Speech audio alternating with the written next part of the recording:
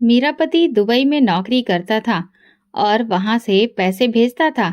लेकिन जब भी वो मुझे पैसे भेजता, मुझे बहुत गुस्सा आता, क्योंकि वो अपने मरे हुए भाई के बच्चों और उसकी विधवा पत्नी का भी खर्च उठाता था। मैंने गुस्से में शोर मचाकर अपनी जेठानी पर आरोप लगाया कि उसका मेरे पति के साथ में कोई रिश्ता है। वो बहुत अच्छी और नेक महिला थी, लेकिन रोते हुए अपने बच्चों को लेकर घर छोड़कर चली गई। और कुछ सालों के बाद अचानक खबर आई कि मेरे पति का निधन हो गया। अब मैं भी विधवा हो गई थी। मुझे तब एहसास हुआ कि कर्मों का फल क्या होता है। अब जब खाने के भी लाले पड़ गए और पड़ोसियों ने मदद करनी चाहिए, तो पूरा मोहल्ला मुझ पर ताने कसने लगा। इस बार मुझे कुछ ज्यादा पैसे भेजना, मेरी बहन की शादी है, मुझे खूब खर्चा करना है, मैंने फोन पर अपने पति से कहा। लेकिन वो गुस्से में बोल पड़ा, पैसे पेड़ों पर नहीं उगते, मैं बहुत मेहनत से कमाता हूँ, खुद ठीक से खाना नहीं खा पाता, और तुम्हें लगता है कि पैसे आसानी से आ जाते हैं। उसकी लंबी चौड़ी बहस सुनकर मेरा खून खौल उठा। मैंने गुस्से में कहा, तो क्या इस बार अपनी विधवा भाभी को थोड़े कम पैसे नहीं भेज सकते? आखिर मेरी बहन की शादी भी तो जरूरी है। पति ने जवाब दिया, मैं पहले ही तुम्हारी बहन की शादी के लिए पैसे भेज चुका हूँ, अब और मुझे परेशान मत करो। मैं अपने भाई के बच्चों को भूखा नहीं मरने दूंगा। बताओ, उनका खाना ज्यादा जरूरी है या तुम्हारी बहन की शादी के महंगे कपड़े? उसकी ये बात सुनकर मैं और भड़क गई। तुम्हें हमारी जरूरतें कभी समझ में नहीं आती। दूसरे पतियों को देखो, अपनी पत्नियों की हर इच्छा पूरी करते हैं, और तुम 2 जोड़े कपड़े भी नहीं दिला सकते। मैंने अपनी खरीदारी के लिए पैसे नहीं मांगे, बच्चों के लिए सामान लिया है, तो इसमें इतना बड़ा क्या हो गया? मैंने फोन पर ही झगड़ा शुरू कर दिया तो उसने गुस्से में फोन काट दिया। मैं तिलमिलाकर रह गई। मेरा बस चलता तो उसे पकड़कर जोर से हिला देती। गुस्से में मैंने मेज पर रखा गिलास उठाकर जमीन पर दे मारा। मेरा नाम विनीता है। हमारे घर में हमेशा गरीबी का माहौल था। पापा ने 7 बेटियां पैदा करने के अलावा कुछ खास नहीं किया था। उनकी कमाई बहुत कम थी और व्यवहार भी अच्छा नहीं था। वह हमेशा गुस्से में रहते थे और माँ से लड़ते रहते थे। माँ भी कम नहीं थी, क्योंकि उनके 4 भाई थे और वो अपने भाइयों की धौंस पापा पर जमाती थी। पापा जब लड़ाई करते तो माँ भी उन्हें करारा जवाब देती। कभी कभी लगता कि गलती पापा की है, कभी लगता कि माँ की, लेकिन असल समस्या गरीबी थी। माँ की कई इच्छाएं थीं जो कभी पूरी नहीं हो पाती थीं। इसी वजह से वो हमेशा चिड़चिड़ी रहती और पापा को भी यही लगता कि वो सारी इच्छाएं पूरी नहीं कर सकते। एक दिन गुस्से में पापा बोले, अगर तूने एक बेटा पैदा कर लिया होता तो वो आज मेरा सहारा बनता, लेकिन तूने तो 7 बेटियां पैदा कर दी। अब मैं क्या करूं? पापा को लगता था कि माँ ने बेटियां पैदा करके उनका जीवन खराब कर दिया, और माँ को लगता था कि पापा ने उनकी जिंदगी बर्बाद कर दी। धीरे धीरे हम बहनों को भी इस लड़ाई की आदत हो गई थी। अब अगर घर में शांति होती तो लगता कि कुछ गड़बड़ है। शायद माँ पापा बीमार हैं। मेरी बड़ी बहन घर का सारा काम संभालती थी। माँ कहती, जब मैंने 7 लड़कियां पैदा की हैं तो घर का काम तो संभालो। मैं 5वें नंबर पर थी तो घर के छोटे मोटे कामों में बड़ी बहनों की मदद करती थी। कब हम सब बड़ी हो गईं, पता ही नहीं चला। जब माँ हमें जवान होते देखती तो चिंता में डूब जाती। उन्हें लगता कि अच्छे रिश्ते आएं और हमारी शादी हो जाए, लेकिन रिश्ते इतने आसान नहीं थे। लड़के वाले बिना दहेज शादी करने को तैयार नहीं होते थे और पापा के पास देने के लिए कुछ नहीं था। इस वजह से माँ का गुस्सा और बढ़ गया था। 3 बहनों की शादी हो चुकी थी, अब 4 बहनें बची थी। पापा का बोझ हल्का होने का नाम ही नहीं ले रहा था। मुझे भी माँ पापा पर तरस आता, लेकिन मैं कर ही क्या सकती थी? बस अपनी शादी का इंतजार कर रही थी ताकि इस घर से बाहर निकल सकूं। जब मेरी शादी का नंबर आया तो किस्मत से लड़का दुबई में काम करता था। ये सुनकर मेरी खुशी का ठिकाना नहीं रहा। मुझे लगा कि मेरी जिंदगी अब पूरी तरह से बदल जाएगी। रिश्ता फौरन तय कर दिया गया और 15 दिन बाद शादी की तारीख भी तय हो गई। लेकिन जब पता चला कि शादी के बाद मैं अपने पति के साथ दुबई नहीं जाऊंगी, बल्कि यहीं ससुराल में रहूंगी, तो मेरे सारे सपने टूट गए। मैंने अपने पति से बहुत जिद की कि वो मुझे भी अपने साथ दुबई ले जाए, लेकिन उसने साफ मना कर दिया। ये मुमकिन नहीं है। मेरी सैलरी भारत में ज्यादा लगती है, लेकिन दुबई में बहुत मामूली है। अगर तुम्हें वहां पर ले गया तो खर्च कैसे उठाऊंगा? वहां के खर्चे बहुत ज्यादा हैं। मुझे ऐसा लगा जैसे किसी ने मेरे सपनों को चूर चूर कर दिया हो। उसने मुझे समझाने की कोशिश की, मगर मैं समझने के लिए तैयार ही नहीं थी। मैंने कहा, मुझे कुछ भी नहीं पता, हम किसी भी तरह गुजारा कर लेंगे। तुम बस मुझे अपने साथ में ले चलो, मैं कोई नौकरी कर लूंगी। मेरी बात सुनकर उसने अपना सिर पकड़ लिया और बोला, ये कोई भारत नहीं है कि तुम वहां जैसे चाहो गुजारा कर लो। वहां पर रहना आसान नहीं होता, वहां ऐसे नहीं चलता। वैसे भी मेरी इतनी हिम्मत नहीं है कि मैं तुम्हें वहां ले जा सकूं। समझ रही हो? नहीं, तुम नहीं समझोगी। आखिरकार उसे समझ आ गया कि मैं किसी भी तरह से समझने को तैयार नहीं थी। उसने कहा, मुझे सिर्फ तुम्हारा ही खर्च नहीं उठाना, बाकी लोगों को भी देखना है। मुझे माँ को भी पैसे भेजने होते हैं।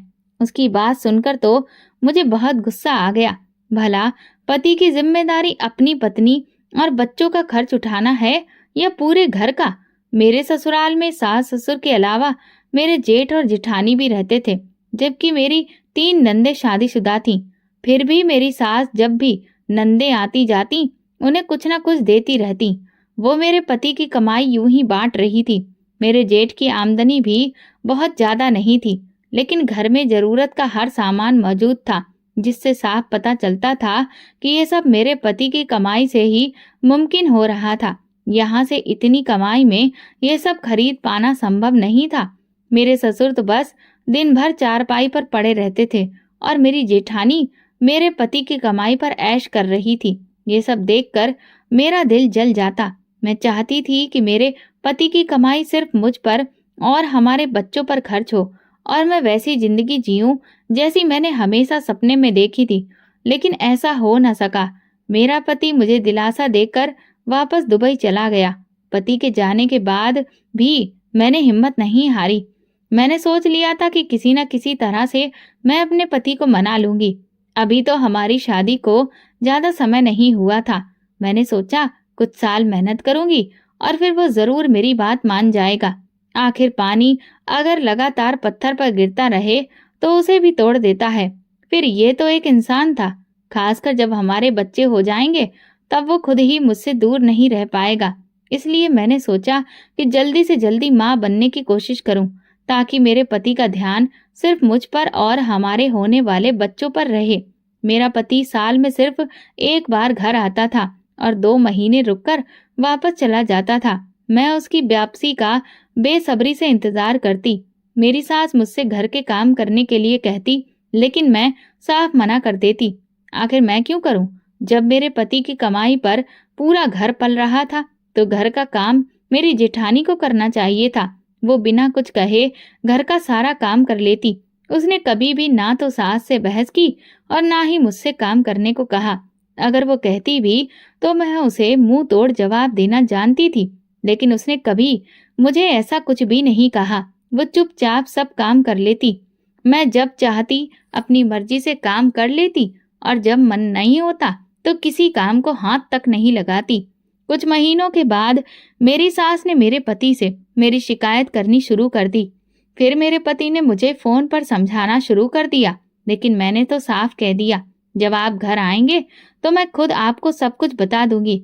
सास की बातों पर ध्यान देने की जरूरत नहीं है। मेरा पति समझदार था। उसने मेरी बात मान ली और मुझे फोन पर नसीहतें देना बंद कर दिया। साल के आखिर में मेरा पति घर वापस आया। मैं हर समय उसके आसपास रहने लगी ताकि इस बार उसे अपने साथ दुबई ले जाने के लिए मना सकूं। मेरा एक और मकसद था, जल्दी से जल्दी माँ बनना, ताकि मेरे पति को बच्चों की याद सताए और वो मजबूर होकर मुझे अपने साथ ले जाए। मैं जानती थी कि जो काम पत्नी नहीं करवा सकती वो बच्चे बड़ी आसानी से करवा लेते हैं। मेरे पति के जाते ही मैं माँ बनने वाली थी। मैंने उसे ये खुशखबरी दी तो वो भी बहुत खुश हुआ। मेरी खुशी का कोई ठिकाना नहीं था। मेरा पति इस खबर से बहुत खुश था। फिर मुझे एक बेटा हुआ। अब तो मेरे पति की हर चीज मेरे हाथ में थी। मैं जो भी फरमाइश करती वो उसे पूरा करने में लगा रहता। उसे अपने बेटे से बहुत प्यार था। मैंने उससे कह दिया कि मुझे खर्चे के लिए अलग से पैसे भेजे, क्योंकि मैं तुम्हारी माँ के सामने बच्चे की छोटी मोटी जरूरतों के लिए हाथ नहीं फैला सकती। उसने मुझे अलग से पैसे भेजने शुरू कर दिए, जिनमें से कुछ मैं खुद पर खर्च कर लेती और बाकी पैसे बचाकर अपनी बहनों के लिए तोहफे खरीदती, जिससे वे बहुत खुश हो जाती। मेरी अभी 2 बहनें बची थीं, जिनकी शादी बाकी थी। माँ पापा अब काफी बूढ़े हो चुके थे। माँ ने काम पर जाना छोड़ दिया था और पापा की मामूली सी पेंशन से ही घर का खर्च चलता था। बाकी की मदद मैं कर दिया करती थी। हमारे परिवार में सिर्फ मेरी ही शादी एक अच्छे घर में हुई थी। बाकी बहनों के घरों में तंगी थी। मेरी छठी नंबर की बहन की शादी थी और इस मौके पर मेरा पति भी दुबई से आया हुआ था। मैं पूरी तरह से सज धज कर अपने पति के साथ शादी में गई। वहां मौजूद सभी रिश्तेदार मेरी चमक दमक देखकर हैरान थे। हर कोई कह रहा था, तुम तो बिल्कुल बदल गई हो, पहले से ज्यादा खूबसूरत लग रही हो। मेरी कजिन्स मेरी तारीफ करते नहीं थक रही थी और मैं खुशी से फूली नहीं समा रही थी। यही तो मैं चाहती थी कि मैं सबसे अलग और खास लगूं, और सच में मैं सबसे अलग दिख रही थी। मेरे पति ने मुझे शादी के लिए महंगा जोड़ा खरीदने से नहीं रोका, बल्कि उसने मेरी बहन की शादी के खर्चे में भी काफी मदद की। दहेज देने से लेकर खाने पीने तक हर चीज में उसने दिल खोलकर खर्च किया। मैंने सोच लिया था कि अब मैं अपने पति से एक अलग घर बनवाने की फरमाइश करूंगी, जहां मैं अपनी मर्जी से रह सकूं। मैं हमेशा के लिए जेठानी के साथ तो नहीं रह सकती थी। मेरे सास ससुर का क्या था, वे आखिर कब तक जिंदा रहते। वे चाहे तो हमारे साथ नए घर में रह सकते थे, लेकिन जेठानी के बच्चे बहुत शरारती थे। वे हमेशा घर में उधम मचाते रहते थे। मेरे कमरे में भी बिना पूछे आ जाते और फिर मेरे बच्चे को तंग करने लगते। कभी उसे सोते से उठा लेते, कभी गोद में उठाकर बाहर ले जाते। मुझे ये सब बिल्कुल भी पसंद नहीं था। मैं अपने बच्चे को अपनी मर्जी से सुलाना और उठाना चाहती थी। इसीलिए मैंने अपने पति से कहा कि मुझे अलग घर चाहिए। मेरे पति ने भी मेरी बात मान ली। उन्होंने कहा, अलग घर बनाना बहुत अच्छी बात है। मैं जितने पैसे भेजता हूँ उससे कुछ ज्यादा पैसे भेज दिया करूंगा, लेकिन तुम्हें उनमें से कुछ बचत करनी होगी। चाहो तो एक एफडी खुलवा लो, लेकिन पैसा बचाओ ताकि हम अपने लिए कुछ कर सकें। मेरे पति बहुत समझदार थे और मेरी हर बात जल्दी ही समझ जाते थे। हाँ हाँ, मैं जरूर पैसे बचाऊंगी और फिर हम अपनी मर्जी का घर खरीद लेंगे। ये सोचकर मेरी आंखों में खुशी के दिए जल उठे और मेरे होठों पर मुस्कान आ गई। मेरी शादी को 3 साल हो चुके थे कि फिर मेरे ससुर का निधन हो गया। वैसे तो मैं उनसे ज्यादा करीब नहीं थी, इसलिए मुझे बहुत ज्यादा दुख नहीं हुआ, लेकिन उनकी पेंशन से घर का खर्चा चलता था, जो कि अब खत्म हो गया। अब सारा खर्च मेरे पति पर आ गया था। वो दुबई में थे, इसलिए ससुर की मौत पर आ नहीं सके, लेकिन वो बहुत दुखी थे। मुझे इस बात की चिंता थी कि अब घर का पूरा खर्च मेरे पति को ही उठाना होगा और मेरी बचत का काम भी रुक सकता था। ससुर की मौत को 6 महीने ही हुए थे कि एक और हादसे ने हमारी जिंदगी बदल दी। मेरे जेठ काम पर गए थे, लेकिन वो सही सलामत वापस नहीं लौटे। पता नहीं क्या हुआ कि काम के दौरान ही उनकी मौत हो गई। उस घटना से घर में कोहराम मच गया। मेरी सास पहले ही ससुर की मौत के गम से अभी उभर नहीं पाई थी। अब जवान बेटे की लाश देखकर वो पागल जैसी हो गई। जिठानी और उसके बच्चे भी फूट फूट कर रो रहे थे, जिसे देखकर मेरी भी आंखों से आंसू छलक पड़े। मुझे ये सोचकर चिंता हो रही थी कि अब जेठानी और उनके बच्चों का खर्च कौन उठाएगा। उनके आगे पीछे तो कोई भी नहीं था, और वैसे भी इस समय कौन रिश्तेदार मदद के लिए आगे आता। मेरी सास ने जेठानी के सिर पर हाथ रखते हुए कहा, अब से तू मेरी बहू नहीं, मेरी बेटी है और तू मेरी जिम्मेदारी है। मुझे पहले से पता था कि वो अपने बेटे पर गर्व कर रही थी, जो दुबई में रहता था। मेरी माँ ने मेरी जेठानी और उसके बच्चों की पूरी जिम्मेदारी ले ली थी।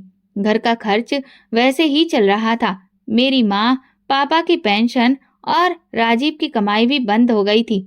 अब मेरे पति अकेले ही पूरे घर का खर्च चला रहे थे। मेरा दिल इस बात पर दुखी था कि मेरे पति मेरी जेठानी के 4 बच्चों का खर्च उठा रहे थे, जबकि उनकी कमाई पर मेरा और मेरे बच्चों का हक था। ये वो समय था जब हमें अपने लिए कुछ बचत करनी चाहिए थी, एक अलग घर बनाना चाहिए था और बच्चों के भविष्य की चिंता करनी चाहिए थी, लेकिन ऐसा हो ही नहीं पा रहा था। अब मेरे पति भी मुझे पैसे देते हुए हिचकिचाने लगे थे और मेरी कोई बचत नहीं हो पा रही थी। मेरे सारे सपने टूटते जा रहे थे। मैं जो अलग घर बनाने का सपना देख रही थी, वो बिखर चुका था और ये बात मुझे बिल्कुल भी बर्दाश्त नहीं हो रही थी। मैं चिड़चिड़ी और गुस्सैल हो गई थी। मैं वैसे भी अपनी माँ से ज्यादा बातें नहीं करती थी, लेकिन अब तो मैंने उनसे बिल्कुल बात करना छोड़ दिया था। मैं उनकी किसी भी बात की परवाह नहीं करती और जेठानी से भी दूरी बनाकर रखती थी। वो जानती थी कि मुझे ये सब बिल्कुल पसंद नहीं है कि मेरा पति उसकी जिम्मेदारियां उठाए। मेरी सासू माँ अब बीमार रहने लगी थी और ज्यादातर वक्त अपने कमरे में गुजारती थी। मैं जेठानी को ताने मारने से नहीं चूकती। मैं उसे हमेशा ये जताने की कोशिश करती कि वो मेरे पति की कमाई पर पल रही है और उसके बच्चे ऐश कर रहे हैं, जबकि मेरा पति विदेश में अकेले मेहनत कर रहा है। मेरी सबसे छोटी बहन की शादी करीब आ गई थी। मैंने अपने पति से कहा कि मुझे खर्चे के लिए ज्यादा पैसे भेजो, तो उन्होंने कुछ पैसे भेज दिए, लेकिन वे काफी नहीं थे। मैं चाहती थी कि मैं अपनी बहन की शादी में अच्छे से तैयार होकर जाऊं ताकि लोग मेरी तारीफें करें। जब मैंने अपने पति से और पैसे मांगे तो उन्होंने साफ मना कर दिया। तुम जानती हो कि अब खर्चे बहुत ज्यादा हैं और इतने में गुजारा करना मुश्किल है। जैसे मैं खुद मैनेज कर रहा हूँ, तुम्हें भी करना पड़ेगा। मैं उनकी बात सुनकर हैरान रह गई। मेरी बहन की शादी थी, भला मैं खर्चे कैसे कम कर सकती थी? लेकिन वे दूसरों पर तो पैसा लुटा रहे थे, जबकि मुझ पर खर्च करने से उन्हें तकलीफ हो रही थी। मेरा दिमाग गुस्से से भर गया था। मैं चाहती थी कि मैं जेठानी को घर से निकाल दूं, लेकिन मेरी माँ के रहते हुए यह संभव नहीं था। अगर मैंने ऐसा किया तो मेरी सासू माँ वो मेरे पति से ही मेरी शिकायत कर देती और मुझे घर से निकाल दिया जाता। मैं गुस्से में घुट घुट कर जीने लगी थी। मेरे पास और कोई रास्ता नहीं था। मेरा पति मेरी पकड़ से बिल्कुल बाहर था और मेरी सासू माँ घर की मालकिन बनी बैठी थी। लेकिन जल्दी मुझे मौका मिल गया। मेरे पति और उनके बड़े भाई की मौत का सदमा मेरी सासू माँ ज्यादा दिनों तक सहन नहीं कर सकी और फिर बीमार होकर 2 साल के अंदर ही चल बसी। वे राजीव की मौत से बहुत ज्यादा बीमार पड़ गई और बिस्तर पर लग गई और उनकी हालत लगातार बिगड़ती जा रही थी। फिर एक दिन उन्होंने दुनिया को अलविदा कह दिया। मेरे पति और जेठानी सासू माँ की मौत पर बहुत दुखी थे। जेठानी की तो पूरी दुनिया ही उजड़ गई थी। मेरी सासू माँ ही उनका सहारा थी। वो उनके बच्चों का पूरा ध्यान रखती थी, लेकिन मेरे बच्चों की परवाह नहीं करती थी। अब घर की जिम्मेदारी पूरी तरह से मेरे हाथ में आ गई थी। मेरे पति सासू माँ के अंतिम संस्कार में आए थे, लेकिन कुछ दिनों के बाद ही वापस चले गए। उन्होंने कहा, अब मैं 2-2 नौकरियां कर रहा हूँ, इसलिए ज्यादा दिनों की छुट्टी मैं नहीं ले सकता। मैंने सोच लिया था कि मैं अपनी जेठानी को अब ज्यादा दिनों तक घर में टिकने नहीं दूंगी। सासू माँ की सारी रस्में खत्म होते ही मैंने जेठानी पर इल्जाम लगा दिया कि उसका मेरे पति के साथ कोई गलत रिश्ता है और वो उनसे शादी करना चाहती है। जेठानी ये सुनकर हैरान रह गई। तुम जानती हो कि तुम्हें पसंद नहीं है कि तुम्हारे पति मेरे और मेरे बच्चों की मदद करें, लेकिन मुझ पर इतना गलत इल्जाम मत लगाओ। मैं ऐसी नहीं हूँ, उसने सख्त लहजे में कहा, मगर मैं गुस्से में जल भुन रही थी। मैं तुम्हें अच्छी तरह जानती हूँ कि तुम कैसी हो।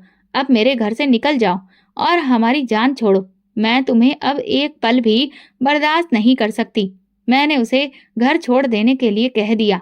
वो रोने लगी और अपने आंसू पोंछते हुए बोली, डरो, ये वक्त किसी और पर भी आ सकता है। मुझे उसकी बात सुनकर और गुस्सा आ गया। तुम इतने सालों से मेरे पति का पैसा खा रही हो और मुझे ही बद्दुआएं दे रही हो। मैंने सोचा भी नहीं था कि मेरे इतने एहसानों के बाद मेरे हिस्से में सिर्फ बद्दुआ आएगी। मैंने गुस्से में उसे घूरते हुए कहा तो वो रोते हुए अपना सामान समेटने लगी। मैं अपने कमरे में चली गई और गुस्से से दरवाजा बंद कर दिया। कुछ घंटों बाद जब घर में सन्नाटा छा गया तो मैं बाहर आई जेठानी अपने बच्चों को लेकर घर छोड़कर जा चुकी थी। मेरा दिल खुशी से उछलने लगा। आखिरकार मुझे मेरी मंजिल मिल ही गई थी। शादी के इतने सालों बाद मुझे अकेले अपने घर में रहने का मौका मिला था। अब मैं अपनी मर्जी से पूरा घर सजा सकती थी और अपने बच्चों के साथ खुशी से रह सकती थी। मैंने अपने पति को बता दिया कि जेठानी खुद ही अपनी मर्जी से घर छोड़कर चली गई है। शायद कोई रिश्तेदार उसे ले गया हो। हालांकि मुझे पता था कि उसका कोई भी रिश्तेदार नहीं था। अब वो खुद अपनी जिंदगी का फैसला कर सकती थी। मुझे उसकी चिंता करने की कोई जरूरत नहीं थी। मेरे पति की कमाई पर सिर्फ मेरा हक था। वे हर महीने पैसे भेजते और मैं अपनी मर्जी से उन्हें खर्च करती। बचत करना तो अब भी संभव नहीं था, लेकिन हर महीने मिलने वाले पैसे से मेरा गुजारा चल ही जाता था। मैं अपनी जिंदगी मजे से जीने लगी। मैं रंग बिरंगे कपड़े सिलती और फैशन के हिसाब से अच्छे से तैयार होती। भले ही मेरा पति यहाँ नहीं था, लेकिन मुझे तैयार होने का बहुत शौक था।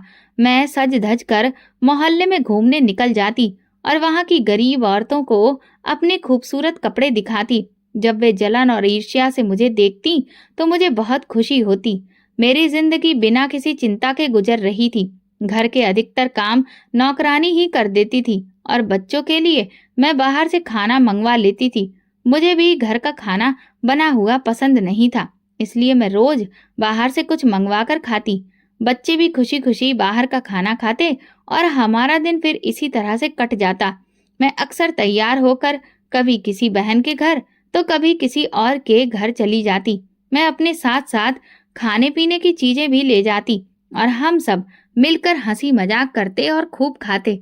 क्योंकि मैं हर बार ढेर सारा सामान लेकर जाती थी, इसलिए मेरी बहनें और उनके बच्चे मेरे आने से बहुत खुश होते। मुझे कभी लगा ही नहीं था कि मेरी जिंदगी इतनी अच्छी हो जाएगी। ये सब मेरी समझदारी और योजनाओं की वजह से ही संभव हुआ था। अगर मैं अपनी जेठानी को घर से नहीं निकालती तो शायद आज भी उसके बच्चों की देखभाल कर रही होती। लेकिन मेरी ये खुशी ज्यादा समय तक नहीं रही। कुछ सालों के बाद अचानक खबर आई कि मेरा पति अब इस दुनिया में नहीं रहा। ये सुनकर मुझे यकीन नहीं हुआ। मैं बहुत परेशान हो गई। कई दिनों से मेरा अपने पति से कोई संपर्क भी नहीं था। उसके ऑफिस का नंबर मेरे पास था तो मैंने वहां फोन किया। उससे पता चला कि वो कुछ समय से बीमार था और अब उसकी मौत हो चुकी थी। उसका मृत शरीर कुछ महीनों में घर भेज दिया जाएगा। ये सुनकर मैं हैरान हो गई और घबरा गई। अब मैं विधवा हो चुकी थी। ऐसा लगा कि जैसे मुझ पर कोई बहुत बड़ा दुख आ गया हो। अब मैं अपनी जिंदगी कैसे गुजारूंगी? ये सोच सोच कर मेरा दिमाग काम नहीं कर रहा था। मेरे लिए मेरा पति ही एकमात्र जीने का सहारा था। मैंने कभी भी पैसे बचाकर नहीं रखे थे। मैं जितने भी पैसे मिलते थे सब खर्च कर देती थी।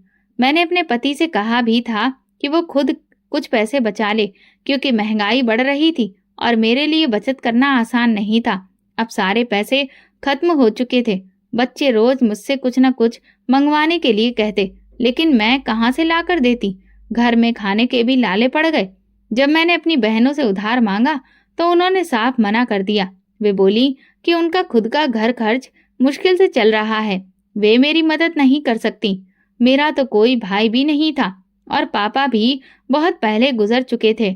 मेरी मदद करने वाला कोई भी नहीं था। मोहल्ले वालों से मैंने आटा उधार लिया और उससे रोटियां बनाई, खुद भी खाई और बच्चों को भी खिलाई। लेकिन बच्चों को बाहर के खाने की आदत थी, इसलिए उन्हें सूखी रोटी खाना बहुत मुश्किल लग रहा था। ये कब तक चलता? मोहल्ले के लोगों ने भी मेरी मदद करने से मना कर दिया। दुकानदार भी अब उधार सामान देने को तैयार नहीं थे। उन्होंने साफ कह दिया कि पहले का उधार चुकता करो, तभी तुम्हें नया सामान मिलेगा। अब मुझे समझ आ गया था कि इंसान जैसा करता है वैसा ही भरता है। अगर मुझे पहले पता होता कि मेरा भविष्य इतना अंधकारमय हो जाएगा तो मैं कभी भी ऐसी जिंदगी नहीं जीती। मैं अपने बीते कल के बारे में सोचती और पछताने के अलावा मेरे पास कुछ नहीं बचा था। काश मैंने कुछ पैसे बचा लिए होते। काश मैंने अपनी जेठानी और उसके अनाथ बच्चों का सहारा बनकर उनका ख्याल रखा होता। काश मैंने उनके साथ प्यार और समझदारी से जीवन बिताया होता। मेरी जिंदगी में बहुत से काश थे। अब मैं सोच रही थी कि जब मैंने अपनी जेठानी को घर से निकाला था, तब उसने अपने बच्चों को कैसे पाला होगा। उन्हें 2 वक्त का खाना खिलाने के लिए उसने कितनी तकलीफें झेली होंगी। अकेले जिंदगी गुजारना कितना मुश्किल होता है, ये अब मुझे समझ में आ रहा था। शादी से पहले मेरी जिंदगी सपनों और इच्छाओं से भरी हुई थी, लेकिन जब सब कुछ मिला तो मैं उसे संभाल नहीं पाई। मैंने सब कुछ अपने कब्जे में करने की सोची और ये भूल गई कि मिल बांट कर खाने से बरकत होती है। अकेले खाने और लालच करने से इंसान का भाग्य भी रूठ जाता है। भगवान ने मुझसे मेरा सब कुछ छीन लिया था। मैं किसी तरह भूख सहन कर रही थी, लेकिन अपने बच्चों को भूखा नहीं देख सकती थी। वे भी अब अनाथ हो चुके थे। मुझे अपनी जेठानी के बच्चे याद आने लगे। अगर मैंने तब उनके साथ बुरा व्यवहार ना किया होता तो शायद आज मेरी भी मदद होती, लेकिन अब पछताने से क्या फायदा। भगवान शायद अब मेरी माफी भी स्वीकार नहीं करेगा, क्योंकि मैंने 4 अनाथ बच्चों को बेघर कर दिया था। बच्चों की भूख मुझसे देखी नहीं गई तो मैं चप्पल पहनकर घर से बाहर निकल गई। मैं पहले ही कई दुकानदारों से उधार मांग चुकी थी, लेकिन अब कोई भी मदद करने को तैयार नहीं था। मेरे ऊपर किसी को भरोसा ही नहीं था, लेकिन मैं हाथ पर हाथ रखकर बैठ नहीं सकती थी। मैंने सोचा कि कोई काम ढूंढ लूं, भले ही मुझे लोगों के घरों में काम करना पड़े, लेकिन कम से कम बच्चों को खाना तो मिल जाएगा। मेरे घर में जो नौकरानी काम करती थी, मैं उसके घर गई और उसे अपने हालात बताए। मैंने उससे कहा कि वो कई घरों में काम करती है, अगर किसी घर में काम हो तो मुझे दिलवा दे, ताकि मैं अपने बच्चों का पेट भर सकूं। उसने हाँ कर दी और कहा, मैं जल्दी से जल्दी तुम्हारे लिए कोई काम ढूंढ कर बताऊंगी। थोड़ी राहत महसूस कर मैं घर लौटी ही थी कि मोहल्ले में रहने वाला बिपिन मेरे दरवाजे के आगे खड़ा दिखा। वो हाथ में प्लेट पकड़े खड़ा था। ये आपके लिए चावल लाया हूँ, वो मुस्कुराते हुए बोला। मैंने कृतज्ञता भरी नजरों से उसे देखा और उसके हाथ से प्लेट ले ली। प्लेट में गरम गरम चावल थे। मेरी भूख तेज हो गई। मैंने उसे शुक्रिया कहा और अंदर चली गई। प्लेट शाम को आकर ले जाऊंगा, उसके शब्द मेरे कानों में पड़े। मैंने सिर हिला दिया और फिर वो चला गया। पहली बार मेरे पेट में कुछ गया तो खुद ब खुद मेरे होठों से भगवान का धन्यवाद निकल गया। अब बिपिन रोज कुछ न कुछ लेकर आने लगा, कभी फल, कभी सब्जी, तो कभी पका हुआ खाना। उसकी दया देखकर मैं हैरान थी, लेकिन मुझे समझ आ गया था कि भगवान ने उसे मेरी मदद के लिए भेजा है। मेरे पास अब कोई और रास्ता नहीं था। जब तक मुझे काम नहीं मिलता, तब तक मुझे ऐसे ही गुजारा करना था। मेरे पास कोई और रास्ता ही नहीं था। जब तक कोई काम नहीं मिलता, तब तक ऐसे ही गुजारा करना था। मैंने बिपिन से कुछ पैसे उधार मांग लिए, ताकि मैं अपने घर में राशन की कुछ जरूरी चीजें ला सकूं। घर में आटा भी पूरी तरह से खत्म हो चुका था। उसने बड़ी ही उदारता दिखाई, लेकिन मुझे क्या पता था कि उसकी नीयत खराब थी और उसके इरादे सही नहीं थे। मुझसे शादी कर लो, कब तक अकेले जिंदगी गुजारोगी? कुछ दिनों में ही उसने मुझसे शादी की बात कह दी। मैंने हैरानी से उसकी ओर देखा। देखो, मैं तुम्हारे भले के लिए कह रहा हूँ। कल को मोहल्ले वाले तुम पर और मुझ पर गलत बातें बना सकते हैं। तुम्हें तो पता ही है कि लोग किस तरह की बातें करते हैं। मैं तुम्हें खुश रखूंगा। वो ना जाने कितने वादे कर रहा था, जबकि मैं हैरान खड़ी थी। मैंने कभी दूसरी शादी के बारे में सोचा तक नहीं था। मैं अभी कुछ कह भी नहीं पाई थी कि बिपिन की पत्नी ना जाने कहां से शोर मचाती हुई आ गई। उसने चिल्ला चिल्ला कर पूरे मोहल्ले को इकट्ठा कर लिया। आसपास के लोग घरों से बाहर निकल आए और तमाशा देखने लगे। वो मुझ पर लगातार आरोप लगा रही थी कि मैं उसके पति को बहका रही हूँ। तुझे शर्म नहीं आती दूसरों के पतियों को लुभाने में? एक अधेड़ उम्र की औरत ने मुझे डांटते हुए कहा, तो मैं बेबसी से अपने होंठ दबाने लगी। ऐसा कुछ भी नहीं है, ये सब झूठ है। लेकिन फिर भी मैं अपनी सफाई में कुछ नहीं कह सकी। वैसे भी वहां मौजूद कोई भी मेरी बात सुनने को तैयार नहीं था। मैंने मदद मांगने के लिए बिपिन की ओर देखा, लेकिन वो खुद ही जोर से बोल पड़ा, मैं इससे शादी करना चाहता हूँ। हमारे बीच कोई गलत रिश्ता नहीं है। बिपिन ने अपनी पत्नी को समझाने के बजाय उसके गुस्से को और भड़काने का काम किया। उसकी पत्नी कमर पर हाथ रखकर बोली, देख लो, सुन लो सब लोग, शादी करने चला है ये। एक पत्नी के अधिकार तो पूरे कर नहीं सकता, अब ये दूसरी शादी करेगा। देख लो, इस औरत ने मेरे पति को अपने जाल में फंसा लिया है। आप लोगों को याद ही होगा, इसका पति यहाँ नहीं रहता था, फिर भी ये हर रोज सज धज कर मोहल्ले में घूमती थी। मैं तो कहती हूँ इसे इस मोहल्ले से निकाल बाहर करो। आज इसने मेरा घर बर्बाद किया है, कल किसी और का घर उजाड़ देगी। मोहल्ले के सभी लोग उसकी हाँ में हाँ मिला रहे थे। निकल जाओ हमारे मोहल्ले से, चली जाओ तुम यहाँ से। लोगों ने आगे बढ़कर मेरा सामान उठाकर घर से बाहर फेंकना शुरू कर दिया। वे गुस्से में भरे हुए थे। मैं बहुत परेशान थी और उन्हें रोकने की कोशिश कर रही थी, लेकिन कोई भी मेरी बात सुनने को तैयार ही नहीं था। मेरी बेबसी अपनी चरम सीमा पर थी। जो मैंने अपनी जेठानी के साथ किया था, अब वही मेरे साथ हो रहा था। मुझे अपनी गलती का एहसास हो रहा था। काश कोई तो मेरी मदद करता। रुक जाइए, आप सब ये क्या कर रहे हैं? तभी मुझे एक जानी पहचानी आवाज सुनाई दी। मैंने फौरन अपनी तरफदारी करने वाले की ओर देखा। मेरी जेठानी हैरान होकर मोहल्ले वालों को देख रही थी। ये सब क्या हो रहा है? वो आगे बढ़कर सबके सामने खड़ी हो गई। मोहल्ले की औरतों ने मुझ पर आरोप लगाने शुरू कर दिए, लेकिन उसने तुरंत हाथ उठाकर सबको चुप करा दिया। बस करो, अगर तुम अपने पति को संभाल नहीं सकती तो इसमें इसकी क्या गलती? तुम खुद अपने पति को आकर्षित किया करो। आप सब लोग अभी के अभी यहाँ से चले जाएं, वरना मैं पुलिस को फोन करके बुलाऊंगी और सबको अंदर करवा दूंगी। मेरी जेठानी की धमकी काम आई और लोग कुछ ही देर में इधर उधर बिखर गए। मैं इतनी शर्मिंदा थी कि उनके सामने नजर उठाने की हिम्मत भी नहीं हो रही थी। उन्होंने मेरा बिखरा हुआ सामान समेटा और फिर मुझे अंदर ले आई। ये सब क्या हो रहा है? तुम इस हालात तक कैसे पहुंच गई? वो आश्चर्य से पूछने लगी तो मेरी आंखों में आंसू आ गए। मैं तो यहाँ से बस गुजर रही थी, संयोग से ये सब देख लिया, लेकिन ये कैसे संभव हुआ? जब मैंने उन्हें अपने पति की मौत की खबर दी तो वो हैरान रह गई और उनके मुंह से आवाज तक नहीं निकली। ये कैसे हो सकता है? भाई को क्या हुआ?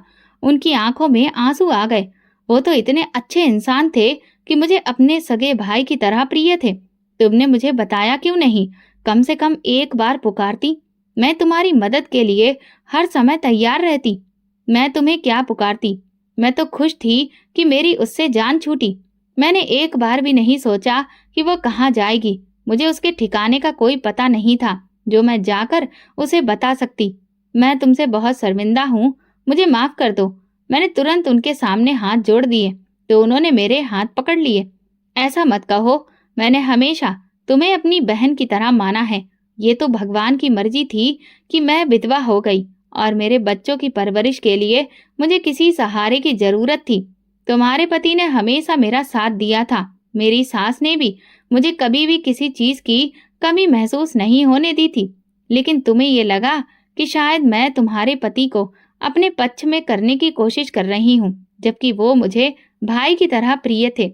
मुझे यही सही लगा कि मैं अब ये घर छोड़ दूं और अपने बच्चों के लिए खुद खड़ी हो जाऊं। मैंने एक कंपनी में नौकरी कर ली और अब अच्छी कमाई कर रही हूँ। मैं अपने बच्चों की देखभाल करने में सक्षम हूँ। जिठानी की बातें सुनकर मुझे बहुत पछतावा हुआ। ऐसा नहीं है, मैं गलत थी। मैंने तुम पर झूठे आरोप लगाए, जबकि दिल से जानती थी कि तुम नेक इंसान हो और मेरे पति के बारे में ऐसा कभी नहीं सोच सकती। बस मैं तो ये चाहती थी कि तुम मेरे घर से चली जाओ। मैंने अपनी सभी गलतियों को स्वीकार कर लिया था, लेकिन मेरी जेठानी का दिल बहुत बड़ा था। उन्होंने मुझे दिल से माफ कर दिया तो मेरे मन से भारी बोझ उतर गया। अब मैं अपने भगवान से भी माफी मांग रही थी। शायद उन्होंने मुझे सही राह पर चलने का संकेत दिया था और मेरी परेशानियों को कम करने वाले थे। मुझे भी कोई नौकरी दिलवा दो ताकि मैं अपने बच्चों का पालन पोषण कर सकूं। चिंता मत करो, मैं कल ही अपनी कंपनी के मालिक से बात करूंगी। तब तक तुम मेरे साथ मेरे घर चलकर रहो। ये मकान किराए का है और मैं अपनी तनख्वाह से किराया देती हूँ। तुम्हें अब किसी चीज की चिंता करने की जरूरत नहीं है। संजीव ने विधवा होने के बाद मेरा और मेरे बच्चों का जितना साथ दिया था, अब मैं उनके बच्चों को अकेला कैसे छोड़ सकती थी। इस घर को किराए पर दे दो, इससे कुछ खर्चा निकल आएगा और तब तक तुम्हारी नौकरी भी लग जाएगी। जेठानी की बात सुनकर मैं बेहद खुश हो गई। ये वाकई संभव था। वैसे भी अब इस मोहल्ले में मेरा रहना ठीक नहीं था। मेरे बच्चों ने जो कुछ सहा था, मैं नहीं चाहती थी कि वे दोबारा वैसा कुछ भी सहें और अपनी माँ के बारे में कुछ गलत सोचें। मैं अपना सारा सामान लेकर जेठानी के घर चली गई। वो घर भले ही छोटा था, लेकिन उन्हें हमारे वहां पर रहने से कोई आपत्ति नहीं थी। कल तक जो औरत मेरे सहारे थी, आज वही मेरा सहारा बन गई थी। मैं भगवान की इस लीला को देखकर हैरान भी थी और शर्मिंदा भी। जेठानी की मदद से ही मैंने अपने ससुराल के घर को किराए पर दे दिया। जब पहला किराया आया तो मैंने आधी रकम जेठानी के हाथ में रख दी। आखिर वो भी इसकी हकदार थी। वो घर मेरे पति और उनके बड़े भाई दोनों का था, लेकिन जेठानी ने पैसे लेने को तैयार ही नहीं हुई थी। मेरी खुद की आमदनी है, जब तक तुम्हारी नौकरी नहीं लगती तुम ये पैसे अपने पास रखो, बच्चों के खर्चों में काम आएंगे। जेठानी की ये बात सुनकर मेरी शर्मिंदगी अब और भी ज्यादा बढ़ गई थी। अब मुझे उनके साथ में रहते हुए 2 महीने हो चुके थे। उन्होंने कभी भी किसी चीज को लेकर मुझे ताना नहीं दिया था। वो मेरा और मेरे बच्चों का पूरा ध्यान रखती थी। घर के किराए से आने वाले पैसे से मैं बच्चों पर खर्च करती थी, जबकि बाकी खर्चा जेठानी पूरा करती थी। मैं उनके इस व्यवहार पर हैरान भी थी और शर्मिंदा भी।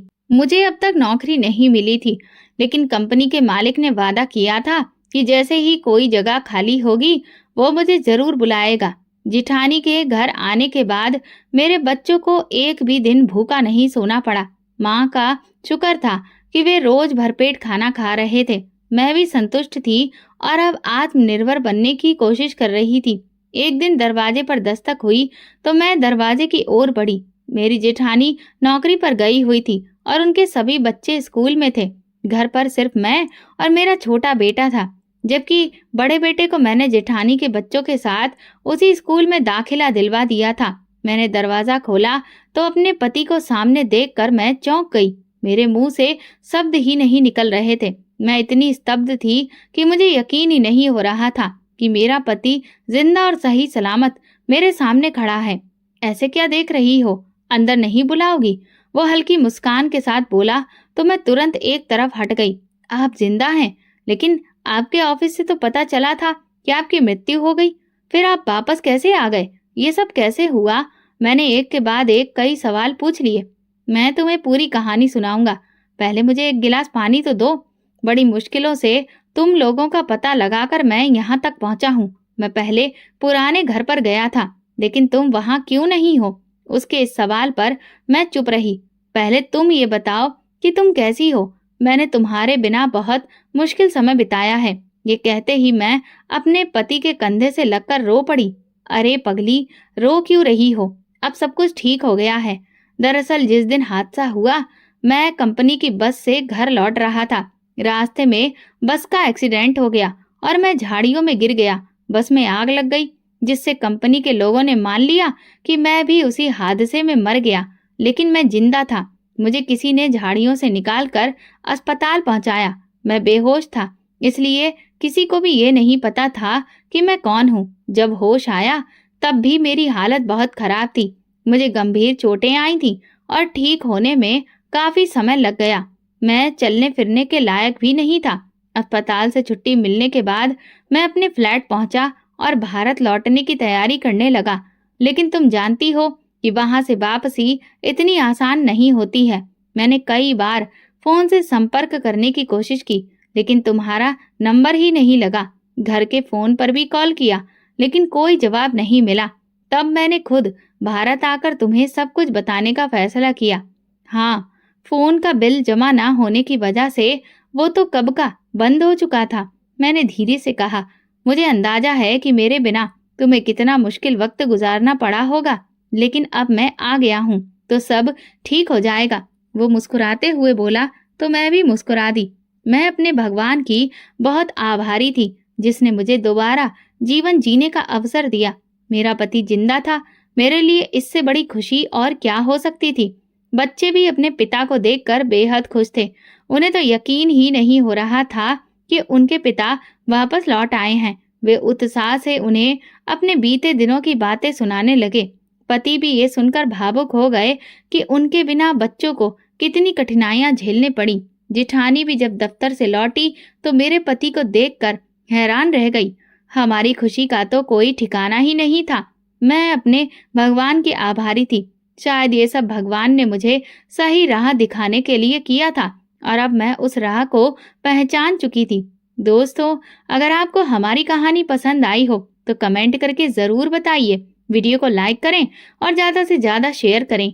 अगर आप चैनल पर नए हैं तो सब्सक्राइब ज़रूर करें और हाँ, नोटिफिकेशन बेल को ज़रूर दबाएं ताकि अगली अपडेट सबसे पहले आपको मिले। धन्यवाद।